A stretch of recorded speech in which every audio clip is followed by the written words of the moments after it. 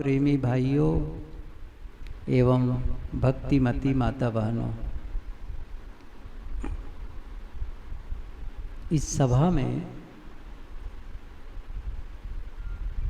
Senior सिटीजनों की बहुत संख्या है ना। देखा जाए तो अधिकतम लोग सीनियर सिटीजन हैं। और जब एक अवस्था हो जाती है तब मन के अंदर एक बात होने लग जाती है कि अब तो जैसे हैं वैसे ही रहेंगे, है ना। मन में क्या होने लगता है, अब तो जीवन बीत गया, अब कुछ नया करने का समय नहीं रह गया। मन में ऐसा लगता है जैसे कोई निराशा का भाव, हताशा का भाव आ गया। लेकिन मैं एक बात कहना चाहता हूँ, वो क्या है, जीवन में देरी कभी भी नहीं होती है। आप कभी भी नई शुरुआत कर सकते हैं, ये आप ध्यान दें। कभी भी नई शुरुआत कर सकते हैं। आप कहेंगे कि अब इतना समय मिल गया तो अब नई शुरुआत क्या करें। मैं थोड़ी कह रहा हूं कि नया व्यापार शुरू करो या आज शादी कर लो, गृहस्थी फिर से बसाओ, ऐसा तो नहीं कहा जा रहा है ना। या फिर आप फिर से कॉलेज ज्वाइन करो, पढ़ाई पूरी करो और नौकरी के लिए अप्लाई करो। नई शुरुआत का मतलब है आप अब तक जो जीते आए, अब तक सबसे बढ़िया क्या है, अनुभवों का संग्रह आपके पास में। देखिए खजाना है। अभी जो युवा है ना, उनको भविष्य का सपना है, आगे हम ऐसा करेंगे वैसा करेंगे। आप क्या कह रहे हैं, मैंने वह कर लिया, है ना।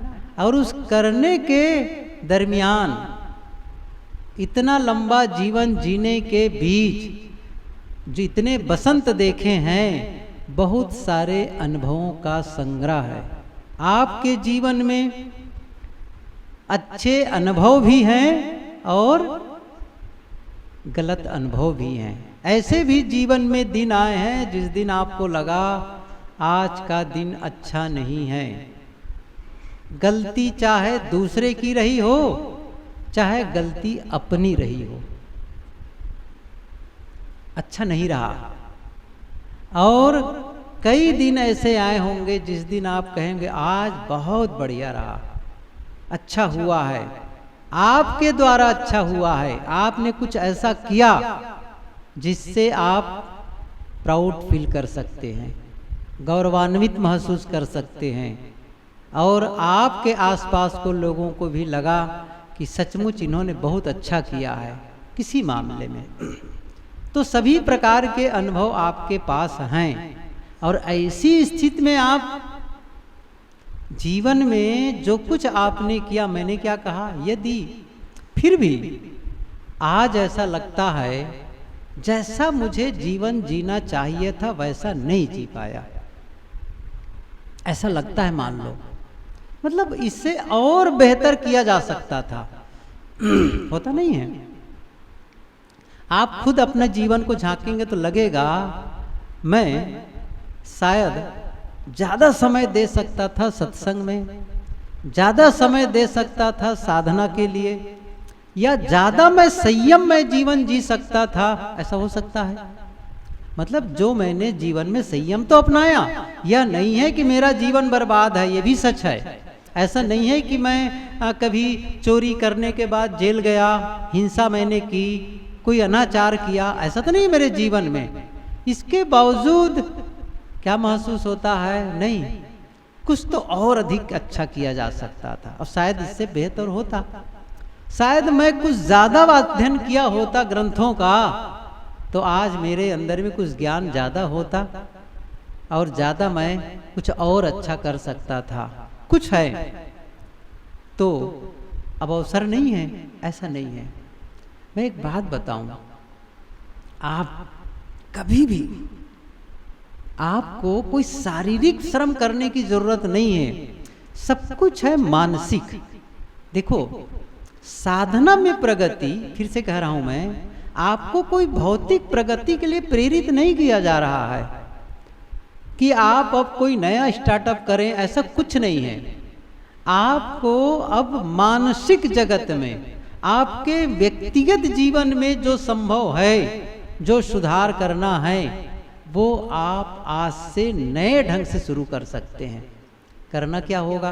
देखिए, आज यदि आप निर्णय ले लेते हैं ना, आज कि आज के बाद मेरा सोचने का ढंग अलग होगा, आज के बाद मेरा बोलने का ढंग अलग होगा, आज के बाद मेरा करने का ढंग अलग होगा, आज के बाद मेरा खाने पीने का ढंग अलग होगा, तो क्या ये बदलाव असंभव है? क्या इसमें दूसरों की जरूरत है?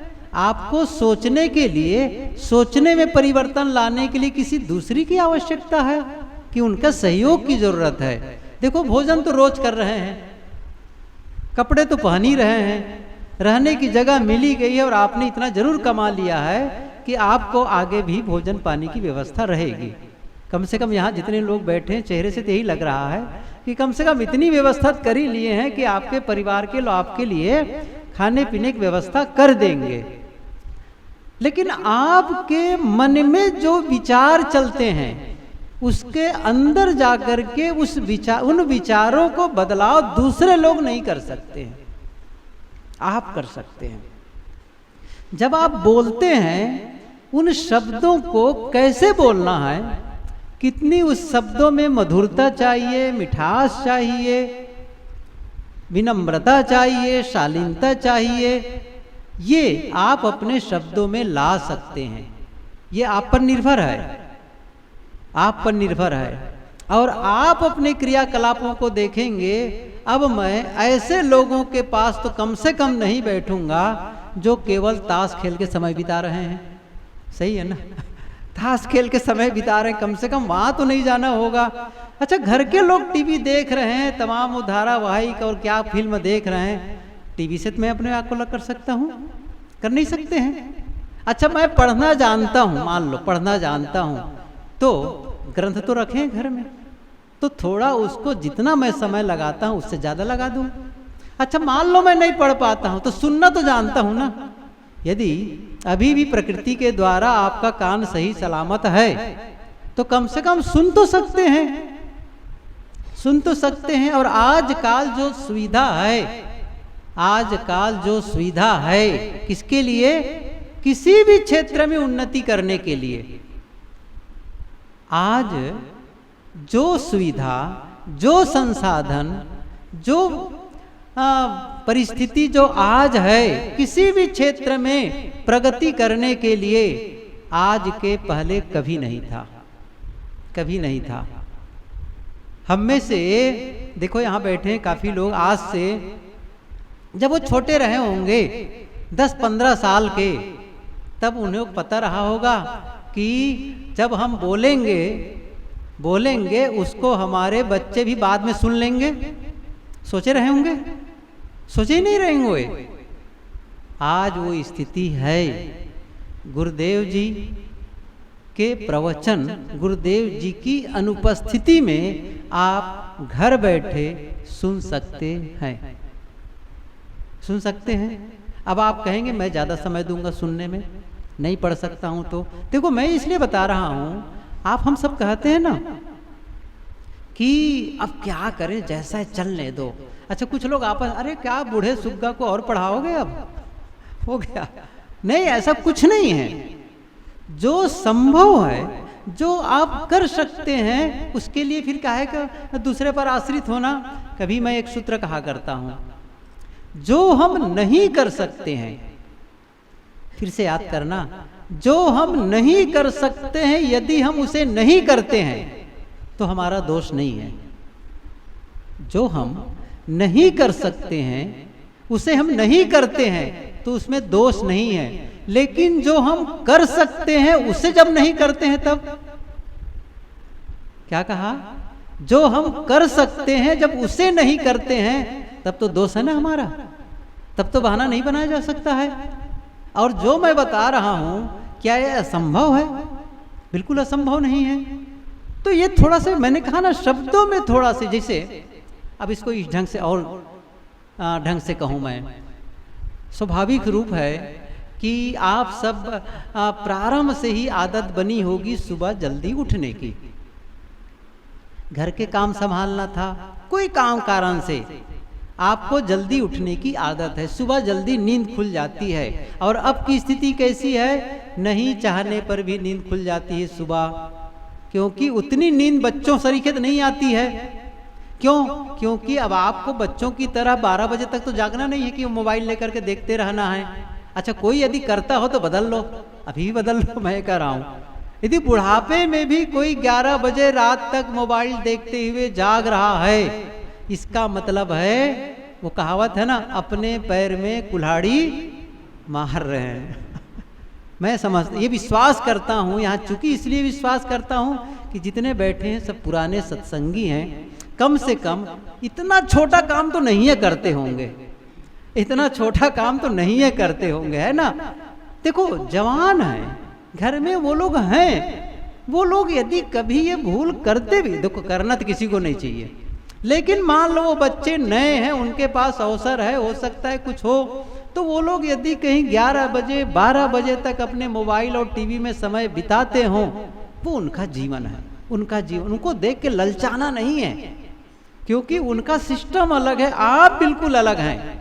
तो फिर यदि आप जल्दी सो जाते हैं तो निश्चित रूप से सुबह जल्दी नींद खुलती होगी। और जब नींद खुल जाती है और आप देखें घर के लोग अभी भी 6 बजे उठे नहीं हैं, अभी भी 7 बजे उठे नहीं हैं, तब क्या करना होता है, तब मन बड़बड़ाने लगता है। मैं वही बताना जा रहा हूँ। अब क्या करना है, वो बड़बड़ चल रहा है ना मन, उसे शांत करो।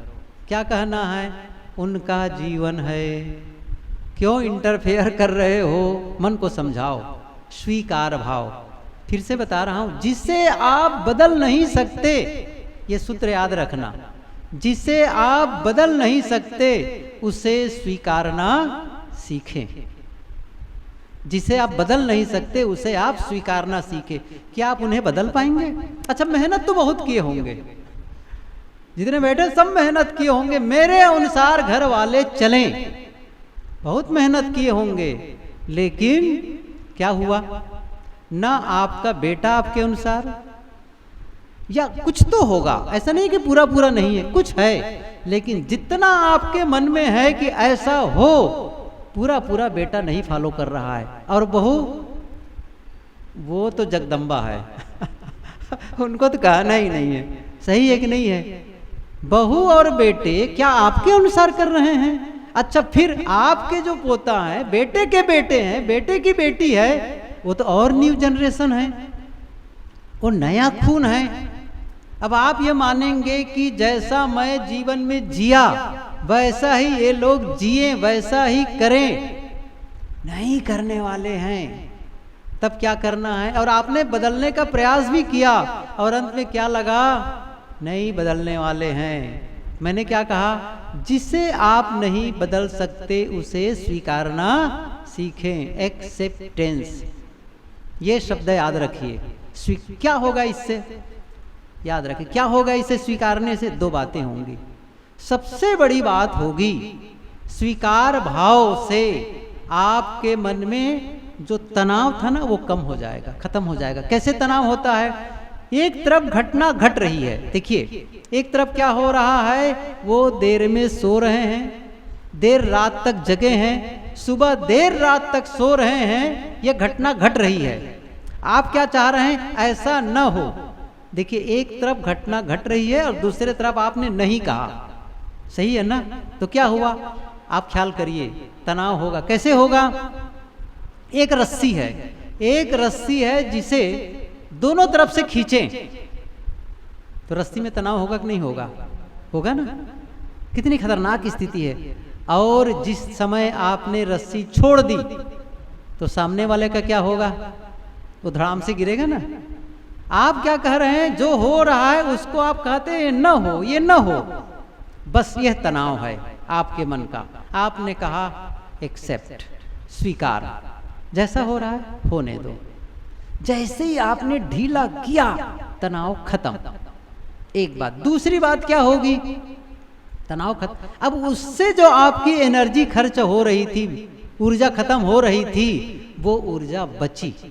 अब जो आपके मन में जो रिलैक्स का भाव जगा, सरल भाव जगा, उसे आप कहीं अपने जीवन को सुंदर बनाने में लगा सकते हैं, जीवन को। क्योंकि जब तक आप तनाव में रहेंगे, ना आप ध्यान कर पाएंगे, ना आप स्वाध्याय कर पाएंगे, और व्यायाम भी करेंगे तनावपूर्ण, तो व्यायाम काहे का होगा? कुछ नहीं होगा। तनाव रहित, क्योंकि ये मानसिक बीमारी ही आगे चल करके शारीरिक बीमारी के रूप में बदल जाती है। इसलिए कम से कम ये सोचो, अब तो जीवन का थोड़ा अंश बाकी है, बहुत सारा तो इन्हीं सब के लिए मैंने करके बिता दिया। ये मकान, ये दुकान, ये व्यवस्था, ये खेती बाड़ी, पढ़ाना लिखाना, मैंने जीवन के बहुत सारे हिस्से को खपा दिया। अब तो लोग करने लग गए हैं, सब अपने अपने ढंग से चलने लग गए हैं। अब जो मेरा समय बचा है मेरे लिए निजी जीवन, क्या है? अब निजी जीवन के लिए है। और उस निजी जीवन में क्या ध्यान रखना है? आपका स्वास्थ्य किसी तरह ठीक रहे, किसी तरह ठीक रहे, आपका मन किसी भांति ठीक रहे। इन बातों का ध्यान रखिए। मैं अपने स्वास्थ्य का ध्यान रखूं, मैं अपने मन का ध्यान रखूं। कहीं ऐसा न हो कि मेरे खान पान की गड़बड़ी से, होता क्या है आजकल, कुछ लोग कहते भी हैं कि साहब मैं चाहता हूं कि सादा भोजन करूं, लेकिन क्या बताऊं, सादा भोजन घर में मिलता ही नहीं है। बहुत छौंक बघार, तेल मिर्च मसाला, ये समस्या तो है, कई जगह है। अच्छा, आप करोगे क्या इस चीज को लेकर के? हैरानी तो है। लेकिन फिर भी बड़ी विनम्रता और शालीनता से कहो, अच्छा नहीं सही तो उबाल दो, कम से कम ऐसी दे दो, बस भूल जाओ वो खट्टा मीठा चरफरा वाला स्वाद लेना। जो सादा भोजन मिले, उबला हुआ जैसे भी मिले, क्या करो, बस जिंदा रहना है, खा लो जैसा मिले। क्योंकि आप यदि नुक्ताचीनी करने लगेंगे, उसमें कहीं टोका टाकी करने लगेंगे, फिर गड़बड़ होगा, फिर उनके मन में टेंशन आएगा। क्यों? देखो, जो भी जितना अच्छा बना कर दे उनको पसंद ही नहीं आता है। क्या करो, उबाल के रख दो, अब तो चाहे जैसा दे दो उनको। गुरुदेव जी की बातें सुनते हैं ना, कई बार सुने होंगे। गुरुदेव जी क्या कहते थे? कभी कभी बीच बीच में अपनी बहू की प्रशंसा कर दो, बहुत अच्छा भोजन बनाती है, बहुत अच्छा सेवा करती है। रोज नहीं, कभी कभी कर दो, उनको भी अच्छा लगेगा, उनको भी अच्छा लगेगा। तो कम से कम ध्यान रखेंगे, ध्यान रखेंगे वो। तो क्या करना है? शब्दों में संयम, बड़बड़ाना नहीं है। एक तो मन में जो तनाव जग रहा है उसको हटा दो, फिर बड़बड़ाना नहीं है। अभी तक सोए हुए हैं, राजा रानी बने हुए हैं, काम ऐसा पड़ा है वैसा पड़ा है। जितना बड़बड़ाएंगे, और जब बिस्तर में लेटे लेटे आपके कटु वाक्य उसके कान में जाने वाले हैं, जाएगा, तो आपके प्रति श्रद्धा के नाम से कुछ नहीं बचेगा, है ना? क्या बचेगा? ये परेशान हो रहे, ये बूढ़ा चिल्लाता ही क्यों है? और अंदर से क्या कहेंगे? ये कब मरे शब्द नहीं कहेंगे, वो गड़बड़ हो जाता है शब्द कहने में। दिल क्या कहेगा? कब इनकी छुट्टी मिले इनसे। अब बताओ, ये नकारात्मक भाव क्यों जगा? मौन और शांत, मौन और शांत। मेरा मतलब है, कभी कभी कोई न्याय नीति की बात कहनी हो, कोई ऐसी बात हो जो सचमुच बड़ा नुकसान करने वाला हो, तो बड़ी शालीनता से बता दो, बता दो। ऐसा नहीं कि नहीं बताना है, लेकिन आप यदि उसमें बड़बड़ बड़बड़ करेंगे, चिल्लाने लगेंगे, तो घर का वातावरण बिगड़ने वाला है, बिगड़ने वाला है। इसका ध्यान रखो। दूसरी बात मैंने कहा ना, शब्दों का ध्यान रखो, विचारों का ध्यान रखो, और खान पान का भी ध्यान रखो, खान पान का। अब बहुत अपनी ओर से देखो, घर में जो बनता है वो अलग है, अपनी ओर से कोई नई मांग मत करो कि मेरे लिए ऐसा चाहिए, वैसा भोजन, ऐसा छौंक बघार, ऐसा मिर्च मसाला वाला, ऐसा अचार चाहिए, ये पकौड़ी वो पकौड़ी। नहीं भाई, अब शरीर में वो क्षमता नहीं है पहले वाली। सादा भोजन में विश्वास करो, सिंपल भोजन में विश्वास करो। और यदि शरीर काम करता हो तो कुछ समय शारीरिक व्यायाम, चाहे आप प्राणायाम करो, चाहे योगा करो, चाहे आप सुबह वॉकिंग करने थोड़ा बहुत टहल लो, घर के कुछ काम में हाथ बटा लो, कुछ तो करो। गुरुदेव जी कहा करते थे, बुजुर्ग हो गए हैं तो भी कुछ घर के काम में सहयोग कर दो। अच्छा, क्या सहयोग कर दो? घर का छोटा बच्चा है, उसी को खिला लो, थोड़ा बहुत चलो उसको टहला लो, चलो कहीं ले गए खिलाने के लिए, कुछ कर लिए, उसका मन बहला लिए।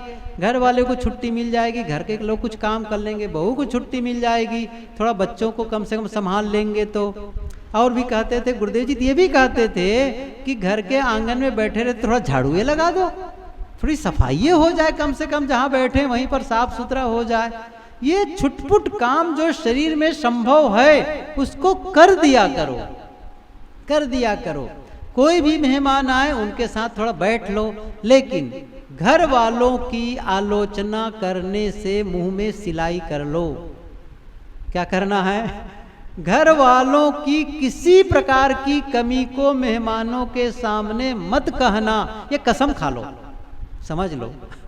नहीं बोलना है उनके सामने कि बेटा ऐसा है, बेटी ऐसी है, बहू ऐसी है, नाती ऐसे हैं, पोते नहीं बोलने का है, नहीं बोलने के। पूछे कैसे हैं? अच्छे हैं, सब बढ़िया हैं, बढ़िया करते हैं, सेवा करते हैं, सब भले लोग हैं, सब कुछ।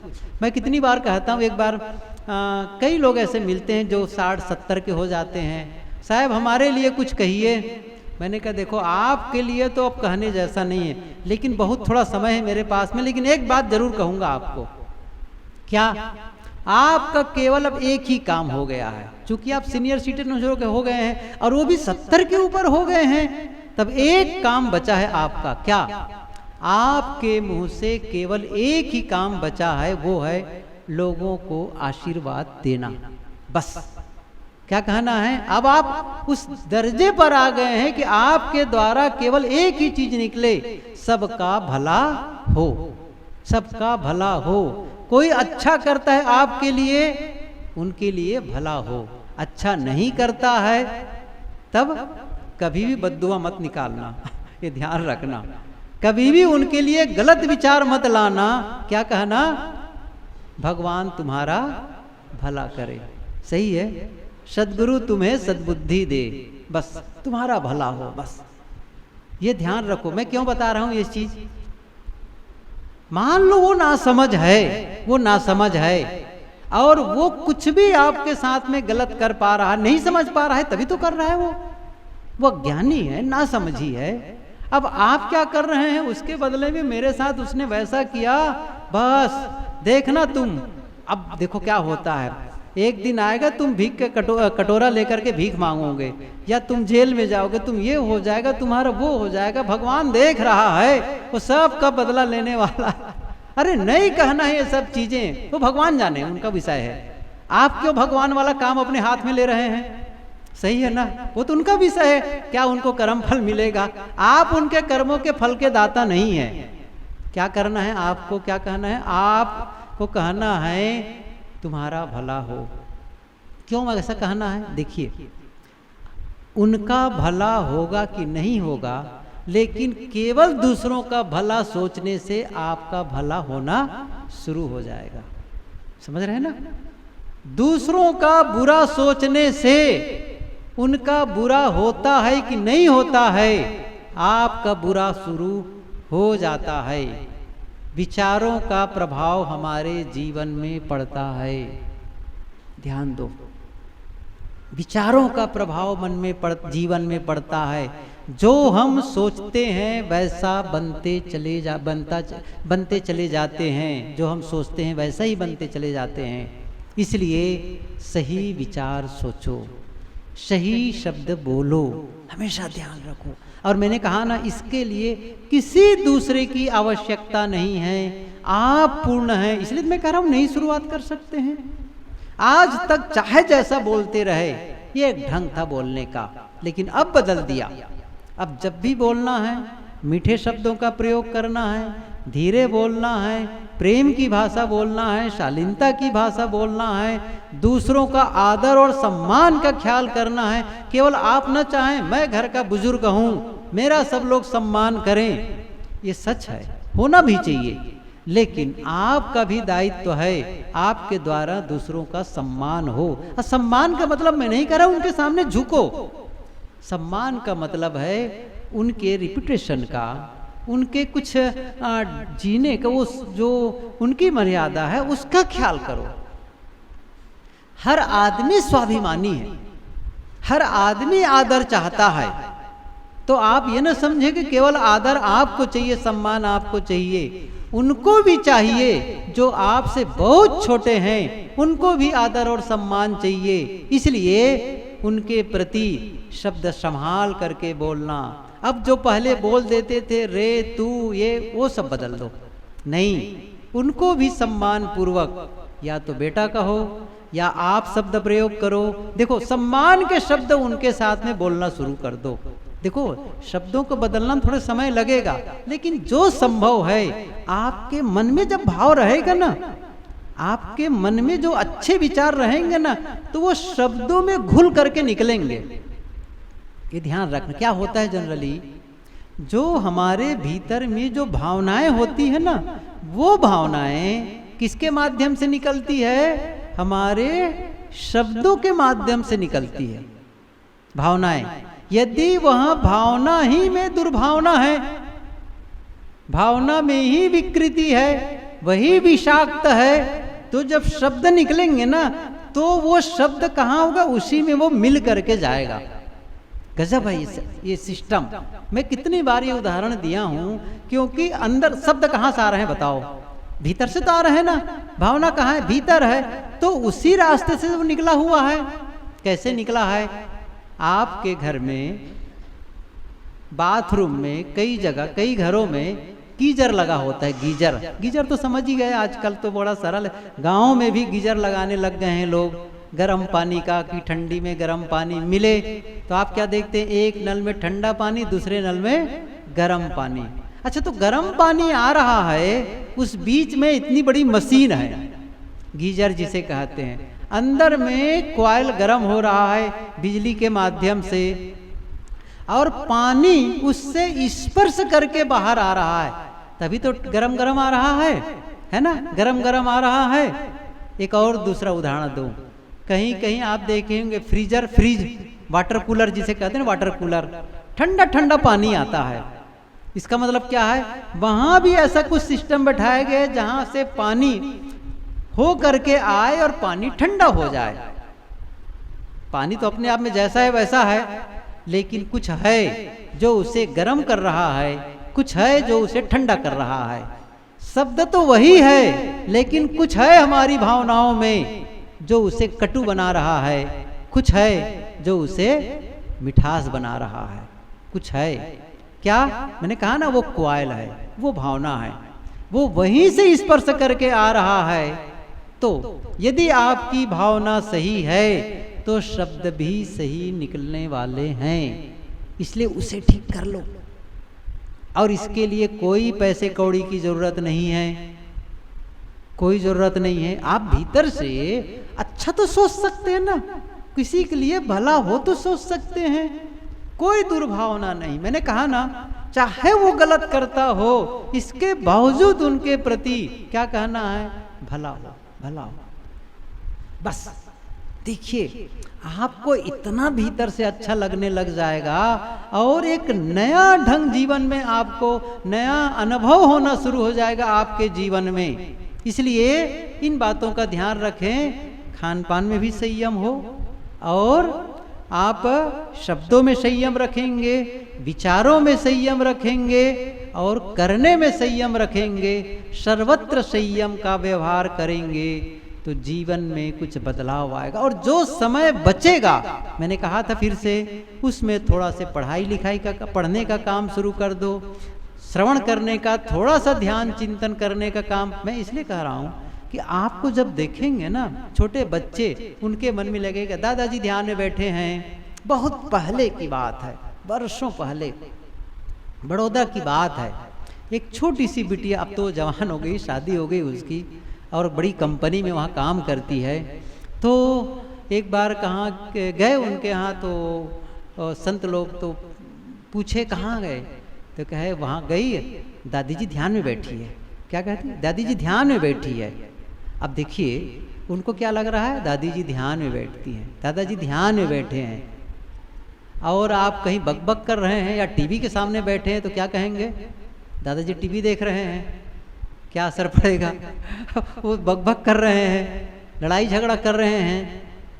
अच्छा भाव जगे, प्रतिष्ठा हो सही, आपके क्रियाकलाप उनके लिए आदर्श रूप हों, और उनको लगे कि नहीं मुझे दादाजी की तरह होना है, मुझे पिताजी की तरह होना है। कब होगा? जब आपका स्वभाव अच्छा होगा, आपका जीने का ढंग अच्छा होगा, तभी तो आपके बच्चे आप सरीखे होना चाहेंगे।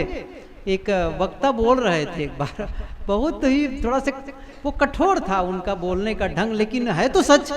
उन्होंने क्या किया, एक काम करना, घर जाना, और आज जो सफल लोग हैं ना, आज जो सफल लोग हैं, उन सफल लोगों में, किसी भी क्षेत्र में जो सफल लोग हैं, उन 15 लोगों का चित्र रख लेना, 15 लोगों का चित्र टेबल पर रख देना, चाहे वो नरेंद्र मोदी हो, चाहे सचिन तेंदुलकर हो, और कोई भी, चाहे वो फिल्म, कोई भी सफल, जिनको सफल मानते हो, चाहे मुकेश अंबानी, जितने सफल लोग हैं, उन सारे सफल लोगों, या जो प्रसिद्ध लोग हैं, चाहे वो खिलाड़ी हो, कोई हो, उन लोगों का नाम रख, वहाँ चित्र रख देना, और एक चित्र अपना रख देना वहाँ, और अपने बेटे से पूछना या पोता से पूछना, इनमें से किसके समान होना चाहते हो, किसके समान होना चाहते हो? जितने लोग दिख रहे हैं ना, 15 से 20 चित्र हैं, किसके समान होना चाहते हैं? अच्छा, आपके चित्र की तरफ इशारा करेगा कि नहीं करेगा? ख्याल करो जरा से, है ना परीक्षा ये, आपके तरफ इशारा करेगा, मैं ऐसा ही होना चाहता हूँ? थोड़ा कठिन है ना? नहीं करेगा, कह रहे हैं, देखो आवाज आ रही, नहीं करेगा।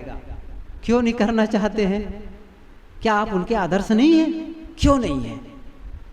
किस चीज को पसंद नहीं कर रहे हैं? कुछ तो है उनको जो पसंद नहीं आ रहा है, क्यों नहीं हम कर पा रहे हैं? एक उदाहरण याद आया, एक संत, सच्ची घटना है ये, उनकी पुस्तक मैंने पढ़ी, अपना संस्मरण लिखे हैं वो, कि सत्संग का समय नहीं था, अपने कक्ष में बैठा था, ऐसी बड़ा सा कक्ष था जैसे ये है, तो कई लोग मिलने हुए आए हुए थे, कई सज्जन थे, और फिर मेरा बातचीत चली, तो मैंने पूछा, ये बताओ आप में से कितने लोग हैं जिनके बच्चे आपको पसंद करते हैं? अब कौन कहे मुझे पसंद करते हैं? सब चुप, कोई उत्तर नहीं। अब कोई बात हुई होगी, बात खत्म हो गई, समय बीत गया। 1-2 महीने के बाद एक सज्जन लौटे फिर संत के पास में, उन्होंने कहा, अभिवादन किया और कहते हैं कि 1-2 महीना पहले आपने सबके बीच एक प्रश्न किया था कि आपके बच्चे कितने, आप लोगों में से कितने लोग हैं जिनके बच्चे आपको पसंद करते हैं, किनको पसंद करते हैं? तो सबके सब चुप रहे। लेकिन आज मैं कुछ कहने आया हूँ। उस इंसान ने क्या कहा, वो भक्त ने क्या कहा, आज मैं कुछ कहने आया हूँ। हाँ, तो वो क्या कहता है वो, मैं आज से 1 सप्ताह पहले, मेरी बेटी है, बड़ी हो गई है, और उनके लिए रिश्ता ढूंढना है। देखो इधर तो क्या होता है, लड़के वाले जाते हैं, लेकिन कुछ ऐसे भी क्षेत्र हैं उत्तर प्रदेश इत्यादि में, बिहार इत्यादि में, कि लड़की वाले लड़का ढूंढने जाते हैं, रिश्ता ढूंढने। तो उनके लिए मुझे रिश्ता तय करना था, लड़का ढूंढना था। बस यूं ही मैंने बेटी से पूछ लिया, बेटी तुम्हारे लिए दामाद ढूंढने जा रहा हूँ, अच्छा बताओ तुम्हें कैसा वर चाहिए, कैसा जीवन साथी चाहिए? अब किसी लड़की से कोई पिता पूछे तो थोड़ी सी हैरानी वाली बात है ना, कैसे उत्तर दे बिटिया? तो उस बेटी ने क्या कहा कि उन्होंने कहा पिताजी ये आपका मामला है, आप जाने, आपको कैसा दवान चाहिए आप जाने। फिर उसने क्या कहा, अरे मैं पूछ क्यों रहा हूँ, जरा सुनो, आपका धनवान जीवन साथी चाहिए, विद्वान जीवन साथी चाहिए या रूपवान जीवन साथी चाहिए? अब तो बड़ा झंझट में फंसी। उन्होंने कहा देखिए पिताजी ये आपका विषय, फिर से मैं कह रही हूँ, आप धनवान रूपवान विद्वान जो हो ये मैं नहीं जानती हूँ क्या है, बस मैं एक ही चीज जानती हूँ, क्या? मैं अच्छा स्वभाव वाला पति चाहती हूँ। क्या कहा? अच्छा स्वभाव वाला मैं जीवन साथी चाहती हूँ। फिर मैंने पूछा अच्छा स्वभाव का क्या मतलब है, कैसे पता अच्छा स्वभाव का? उन्होंने क्या कहा, जैसा आपका स्वभाव है। क्या कहा? जैसा आपका स्वभाव है ऐसा ही अच्छा स्वभाव वाला मैं जीवन साथी चाहता हूँ। और तब मुझे लगा मेरे बच्चे मुझे पसंद करते हैं।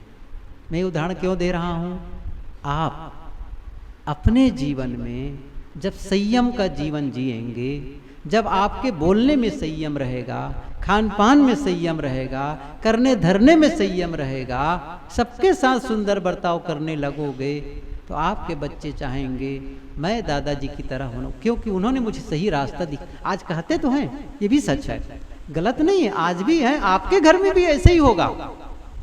देखिए मैं यहाँ बैठ करके कोई आप लोगों की लानत बरामद करने नहीं बैठा हूँ, और ये सच भी है, आपके घर में भी ऐसे बच्चे होंगे जो आपको चाहते हैं और निश्चित रूप से आपसे प्रेम करते हैं। मैं इसीलिए कहना चाहता हूँ कि ऐसे भी हैं जो कहते हैं दादाजी ने मुझे बहुत सिखाया, वो हमारे आदर्श थे, या दादी ने हमारे लिए बहुत कुछ किया है, उन्होंने हमें, हमारी माँ को तो पता ही नहीं है, उन्होंने हमको ये सिखाया है हमें कैसे जीना है, उनकी सीख के नाते हम लोग यहाँ तक आए हुए हैं। तो निश्चित रूप से आप लोगों की विशेषता है। मैं ये कहना चाहता हूँ कि शुरू में मैं ये कह रहा था कि उम्र जब ज़्यादा हो जाती है तो मन में एक भाव जगने लग जाता है, मैं ये नहीं कर सकता, क्योंकि यहाँ सुनते तो हैं, विचार तो सुनते हैं और अच्छा भी लगता है, ऐसा करो, ये साधना करो, ये काम करो, ये परिवर्तन लाओ जीवन में, सब कुछ बहुत अच्छा लग रहा है और बिल्कुल लगता है ये करने जैसा ही है। लेकिन जब अकेले होते हैं तब क्या होता है भीतर में, लेकिन मैं नहीं कर पाऊंगा क्योंकि हम, मेरे पास में वो शक्ति नहीं रह गई है। बस मैं यही कहना चाहता हूँ, वो जो नहीं कर पाऊंगा, जो शब्द जहां से निकल रहा है ना, जो विचार, वही बदलाव कर दो आप वहीं पर। जैसे ही मन में एक विचार आया, यह मैं नहीं कर सकता, यह मैं नहीं कर पाऊंगा, वहीं पर बदलने की जरूरत है। क्या कहना है? मैं कर सकता हूं। हमेशा ध्यान रखो, मैं क्यों नहीं कर सकता हूं मैं क्यों नहीं कर सकता हूं? अभी मेरी सांस चल रही है, अभी मेरे मन में विचार चलते हैं, और विचार जब आप चलते हैं तो विचारों में शुद्धि लाना शुरू कर सकते हैं, विचारों में पवित्रता लाना शुरू कर सकते हैं। और यही सबसे बड़ी बात है जीवन में, सबसे बड़ी बात है विचारों की पवित्रता, बस। और इसी से सारा जीवन, यहीं से फ्लो होता है, यहीं से जीवन का निर्माण होता है। और जब आप अकेले बैठ करके, बिस्तर पर लेट करके, कहीं भी हो करके आप अच्छा विचार सोचने लग गए हैं, पवित्र विचार मन में ला रहे हैं, अपनी साधना और संयम का विचार, या आपने ये प्रयास किया कि मेरा मन शांत और मौन हो जाए, सबसे अलग हो जाए, और ये प्रयास आपने किया मैं अकेलेपन को महसूस करूं, क्योंकि एक दिन सबको छूटना है। जो आपका अंत में होना है उसको आप अभी अनुभव करना शुरू कर दीजिए, क्योंकि अब तो जैसे कहते हैं ना, पका आम, पका फल डाली से अब टपके की टप, बिल्कुल सही है ना? ऐसे ही सब पके आम की तरह तो हैं, पता नहीं कब टपक जाए। तो क्या कर लेना है, अंत में क्या होना है? जो मैं माना हूं अपना, मेरा मकान, मेरा परिवार, मेरी संपत्ति, क्या होगा उस दिन? सब छूट जाएगा, सबसे अलग हो जाऊंगा। तो फिर उस अकेलेपन को आज महसूस करो। साधना ये है, क्या है? जो अंततः होना है उससे आप अपने भीतर में जीना शुरू कर दें। अब इस काम के लिए आप कहेंगे मेरे पास समय नहीं है, ये गलत होगा। इस काम के लिए आप कहेंगे मेरे पास संपत्ति नहीं है, ये गलत होगा। ये आप कर सकते हैं। जब भी आप अकेले में बैठे तो अंदर में भीड़ चलती है। किसकी भीड़ चलती है? यादगिरी की चलती है। किसकी याद आती है? लोगों की याद आती है, अपनों की याद आती है। जो आपने जीवन में किया है वो सारे विचार आने लगते हैं। मैंने कहा आप कहना शुरू करिए, इसकी जरूरत ही क्या है मुझे? अब क्या जरूरत है पुरानी बातों को याद करने की?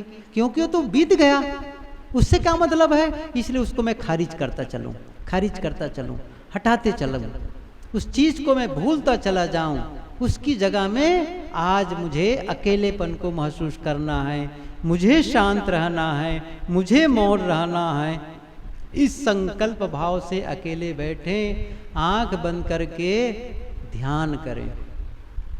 करिए इस काम को, इसमें तो कोई बात नहीं। आप कहेंगे मैं बैठ नहीं सकता, कुर्सी पर बैठिए। अच्छा, कुर्सी पर भी नहीं बैठ से बिस्तर पर लेट कर करिए, क्योंकि काम तो मन का है।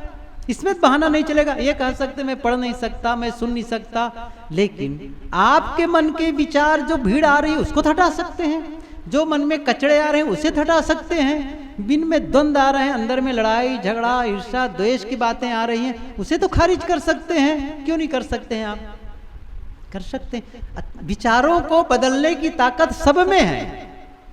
क्या कहा मैं? सुनाई पड़ी मेरी बात? विचारों को बदलने की ताकत सब में है। कैसे? देखो मैं बताता हूं। अभी मैं बोल रहा हूं, आपका विचार कैसे बदलता है बता रहा हूं। आप अपने गांव के तालाब के बारे में सोचो। तालाब दिख रहा है कि नहीं दिख रहा है? ख्याल आ रहा है ना? फिर कहता हूं आप अपने मकान के बारे में सोचना शुरू कर दीजिए। सोचना शुरू कर दिए। जैसे देखो अभी प्रयोग नहीं हो रहा है, आंखें बंद करेंगे और मैं कहूं आप अपने मकान के बारे में सोचना शुरू कर दीजिए, तो मकान का कोना कोना दिखना शुरू हो जाएगा। मैं कहूंगा आप किसी हाथी के बारे में सोचना शुरू कर दिए। हाथी के बारे में सोच सकते नहीं सोच सकते? नहीं सोच सकते हैं, सोच सकते हैं। मैं क्या कहा? आप तालाब पहले सोच रहे थे, फिर मकान सोचने लग गए, फिर हाथी सोचने लग गए, आप अपने मित्र को सोचने लग गए, अच्छा अपने दुश्मन को अच्छा सोचने लग गए। विचार बदल रहा है कि नहीं बदल रहा है? क्या आप कह सकते हैं विचार नहीं बदल सकते हैं? विचार बदल सकते हैं। जब आप गलत विचार सोच सकते हैं तो आप अच्छा विचार भी सोच सकते हैं। अच्छा विचार भी सोच सकते हैं, शुभ विचार भी सोच सकते हैं, और एक समय आएगा बिना सोचे भी आप रह सकते हैं। ये सबसे बड़ी बात होगी लेकिन जीवन की, आप बिना सोचे भी रह सकते हैं। कब? जब आप प्रयत्न करेंगे तब। इसलिए हम सब अपने जीवन में सुधार कभी भी कर सकते हैं, कहीं भी कर सकते हैं। आप किसी अवस्था में हो, जब नींद खुल गई, जब आप बिस्तर पर गए, जब अकेले हुए, शांत और मौन, बस देखो शांत और मौन। मैं अकेला हूँ, कोई मेरे आसपास नहीं है, ये सब छूट जाने वाले हैं। कबीर साहब जी की पंक्ति याद करो, कहाँ ही कबीर सारी दुनिया बिन से रहे राम अविनाशी हो। सारी दुनिया बिनस जाने वाली है, राम अविनाशी रहने वाला है। उस राम की याद करो। गुरुदेव जी कहा करते थे, मौत की याद और राम की याद कबीर साहब जी याद दिलाते थे। मौत की याद, एक दिन मौत के मुख में चला गया मैं। ख्याल करना, मौत तो आने ही वाली है, बस आज काल दिन कईक में अस्थिर नाहि शरीर, कहाँ ही कबीर कस रहा खियो कांचे बासन नीर। पता नहीं आज कल कब में पानी केरा बुद बुदा अस मानुष की जात, देखत ही छुप जाएगा ज्यों तारा प्रभात। बस बहुत जल्दी हम मौत के शिकंजे में फंसने वाले हैं। इसके पहले जो काम करना है जीवन का, वह काम पूरा कर लो। बुढ़ापा सुखद होगा, बुढ़ापा सुखद होगा, और नहीं तो बुढ़ापा दुखद होगा। ये काम जब नहीं करेंगे और सचमुच शरीर छूटने का दिन आएगा तो कहेंगे उनको बुलाओ, हाय रे मरा रे, छूटा सब कुछ, तड़फेंगे। नहीं, तड़फना नहीं है। क्या कहना है, मुझे पता था ये छूटने वाला है, मुझे पता था पहले से और आज छूट रहा है, मैं खुश हूं, मुझे इसकी कोई चिंता नहीं है छूटने की, क्योंकि मैं पहले से इसकी तैयारी कर ली है, तैयारी कर ली है। पहले से तैयारी कर लो, छूटने के दिन को आज से तैयारी कर लें। बुढ़ापा सुखद होगा, निष्प्रेय, कोई कामना नहीं किसी प्रकार से, संसार का काम हो रहा है, बच्चे अपना काम कर रहे हैं, कोई इंटरफेयर मत करो, कोई उनके बारे में कुछ बहुत ज़्यादा उनको ले करके बस कुछ ना कहो, ठीक है, कोई आते हैं मिलने वाला, घर वाले जाने, बस मैं तटस्थ हूँ। इन सारी चीज़ों से निष्प्रेय रहेंगे तो आपका जीवन सुखमय हो जाएगा। चाहे आप 2 साल जिए, 4 साल जिए, कितने दिन में, जितने दिन जिए, जितने दिन जिएंगे आप सुख का जीवन जिएंगे। और जितनी कामना वाला होंगे, ये मिले, ये हो, मेरे अनुसार हो, इतना आप दुखी होते चले जाएंगे। निष्काम होना है, निर्चाह होना है, तब जाकर के जीवन सुखमय होगा। ये कुछ बातें मैंने कही, आज ख्याल आ गया, बहुत सारे सीनियर सिटीजन बैठे थे तो मन में आया कि सीनियर सिटीजन को भी तो साधना, लोग भी तो साधना कर सकते हैं, उनको भी तो अवसर मिला हुआ है जीवन का। ऐसा थोड़ी है कि जीवन बीत गया है, मतलब जीवन के काफ़ी सारे समय बीत गए हैं तो जीवन खत्म हो गया है। जब खत्म होगा तब होगा, जब मौत आएगी तब आएगी, आज तो नहीं आई है ना। अच्छा, सुबह तक तो जब आएगी तब आएगी, अभी तो हम लोग ठीक हैं।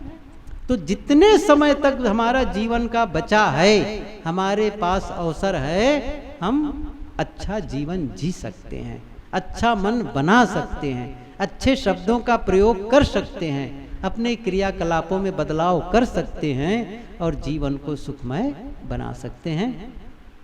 आप सबको बहुत बहुत धन्यवाद, काफ़ी प्रेम से सुने। साहेब बंदगी साहेब।